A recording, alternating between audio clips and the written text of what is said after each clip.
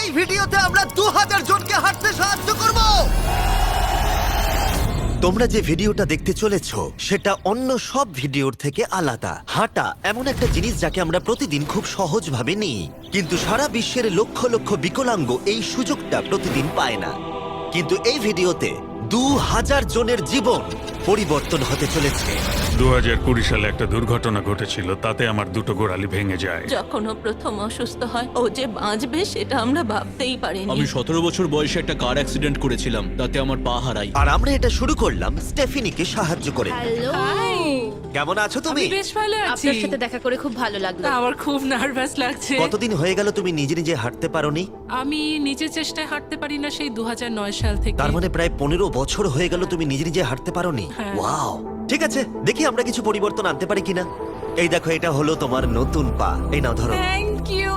এটা তোমার কেমন লাগলো? আমার খুব পছন্দ তুমি হয়েছে। এটা ট্রাই করে দেখো। হ্যাঁ, একদম। ঠিক আছে, এই তো প্রায় হয়ে এসেছে। ওকে, কেমন লাগছে তোমার? এটা দারুণ। ঠিক আছে, এবার তুমি উঠে দাঁড়াও। ওয়াও, 15 বছরের মধ্যে প্রথমবারের জন্য স্টেফিনি নিজে নিজে হাঁটতে ও, পারলো। এটা অসাধারণ। এই যে আমার বাবা।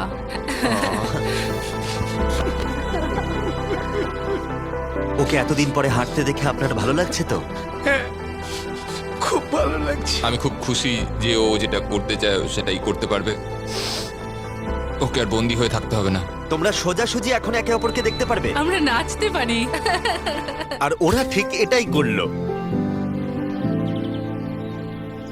স্টেফিনি এবং তার পরিবারকে সাহায্য করতে পেরে খুবই ভালো লাগছে। তাই আমরা একই জিনিস কলিনের সাথেও করলাম। তাহলে প্রায় 7 মাস হয়ে গেল তুমি হাঁটতে পারছো না। আমি তৈরি। তাহলে দেখা যাক। আমাকে জীবন আর একটা দারুণ সুযোগ দিল। তারপরে আমরা সাহায্য করলাম ডেভিড, অ্যাড্রিয়ান, লিন্ডা আর খারিদকে। কিন্তু সত্যি কথা বলতে আমরা এগুলো করতেই পারতাম না কিছু অসাধারণ মানুষের সাহায্য ছাড়া। আমরা মানুষের অঙ্গ রিপ্লেস করি। কেউ যদি এরকম প্রস্থেটিক লেগ নিতে চায় তাহলে কিরকম খরচা পড়তে পারে? জায়গার উপর ডিপেন্ড করছে, 5,000 থেকে 50,000। শুনতে অবাক লাগলেও এই ভিডিওতে বেশিরভাগ মানুষই ইন্স্যুরেন্স অ্যাফোর্ড করতে পারে না, বা তাদের আর্থিক ক্ষমতাও সেভাবে নেই। তার মানে আমরা যদি এগিয়ে না আসতাম তাহলে ওরা কোনোদিনই হাঁটতে পারতো না। আর ইন্স্যুরেন্স কভার করতে না পারলে কি হবে? তুমি আরো ফান্ড রেজ করো আর প্রার্থনা করো যে তোমার মতোই যেন কেউ আসে। এটা আমার কিনতে 10 বছর সময় লাগবে। দাঁড়াও, এটা নিজের টাকায় কিনতে তোমার 10 বছর সময় লাগবে? হ্যাঁ, এটা তো চ্যান্ডলার! এটা শুনে আমার খুবই খারাপ লাগলো, তাই আমরা তোমাকে $10,000 দিতে চাই। না, এটা আমার জীবনের সেরা মুহূর্ত। আমি কোনো দিন ভুলবো না। আমরা পাশে আছি। তুমি এখানে এসেছিলে একটা পা নিয়ে আর বাড়ি যাচ্ছ দুটো পা আর $10,000 নিয়ে। আমার জীবনের সেরা দিন। ও ভাই, এটা তো দারুণ লাগছে। এটা একদম আসলের মতো লাগছে, যেন ও। শরীরের অংশ। তুমি আবার হাঁটতে পারবে, এর জন্য কোনো টাকা খরচও হলো না। এটা আমার জীবন চেঞ্জ করে দিল। তোমার কাছে আমি ঋণী হয়ে থাকবো। আর এটা করতে গিয়ে আমরা শিখলাম যে হাঁটার ক্ষমতা হারিয়ে ফেলার অর্থ হলো জীবনের সবচেয়ে মৌলিক কাজগুলো করার ক্ষমতা হারিয়ে ফেলা। আর এটা গ্রেগ খুব ভালো করেই জানে। এখন আমার কাছে কোনো কাজ করা খুবই কঠিন। আগে আমি আমার পরিবারের সাথে সারাদিন টেনিস খেলতাম, এখন আমি একটু দাঁড়িয়ে রান্না করতে পারলে খুব খুশি হব। ঠিক আছে, দেখা যাক তোমার নতুন পা কেমন ফিট হয়।